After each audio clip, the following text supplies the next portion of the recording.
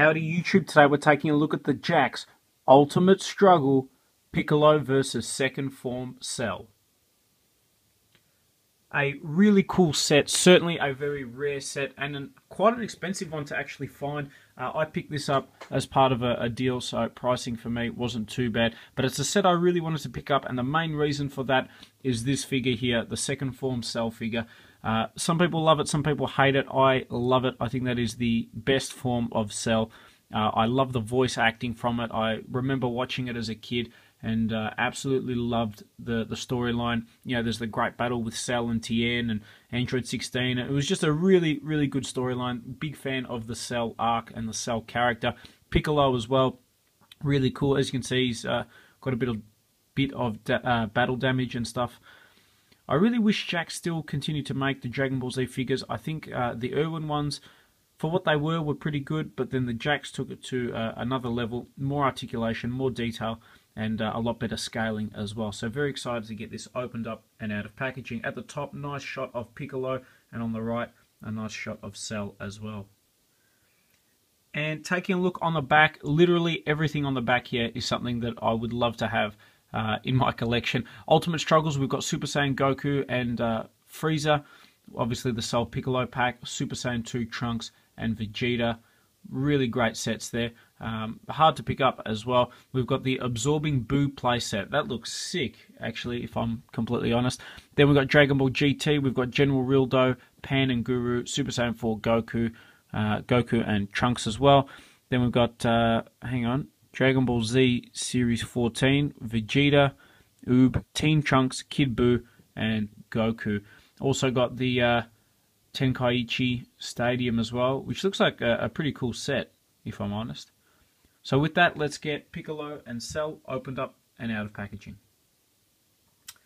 Okay, and here we have Cell and Piccolo opened up out of packaging. In terms of accessories, they come with the mandatory Dragon Ball Z rocks. Why they include that as an accessory, I have zero clue. But two really awesome figures. We'll start by taking a look at Piccolo.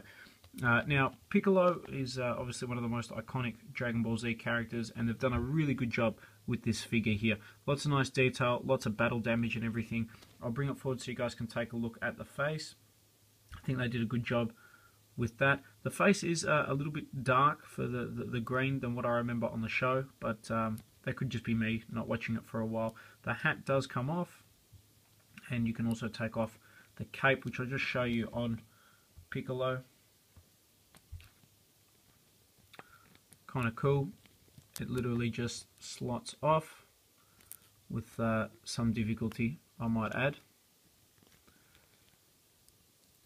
And I think I'll keep it on.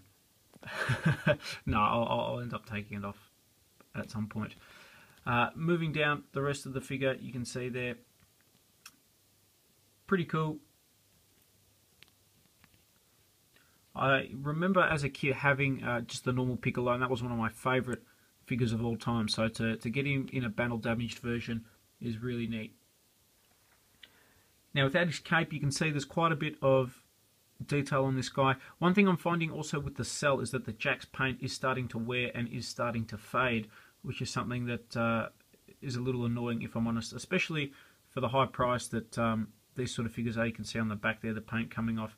So it's just something to be wary of for collectors out there. Now, articulation, he's got ball-jointed head, ball-jointed arms, ball-jointed elbows, nothing in the wrist, swivel in the waist, swivel in the legs, bend at the knee, and then swivel in the feet. So a decent range of articulation there.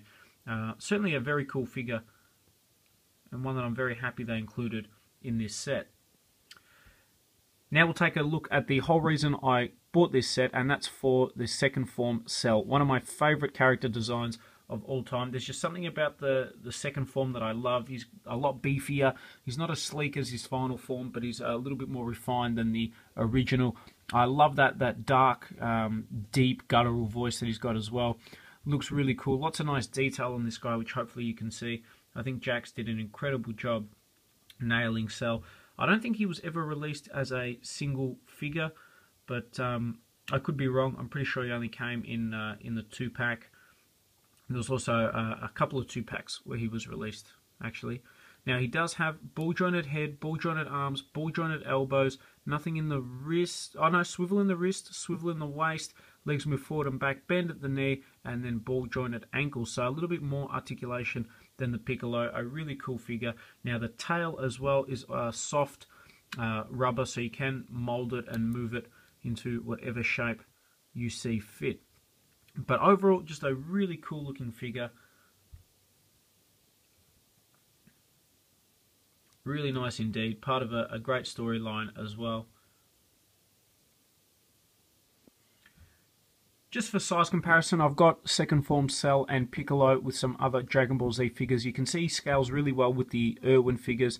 Not so much the other Jakks Dragon Ball Z or Dragon Ball GT figures. They're quite a bit larger, which is something I wasn't expecting. It would have been nice to get some bigger, have Cell and Piccolo a little bit beefier. Just because it does look a little disproportionate with the Dragon Ball GT Super Baby Vegeta, even though they're both made by the same company. But having said that, this is one of those sets where it goes for a lot of money, but I think it is worth it, just because they're two really great figures, great articulation, great detail, and great characters as well. So hopefully you guys have enjoyed this review on the Dragon Ball Z Jakks Ultimate Struggles, Second Form Cell, and Battle Damaged Piccolo.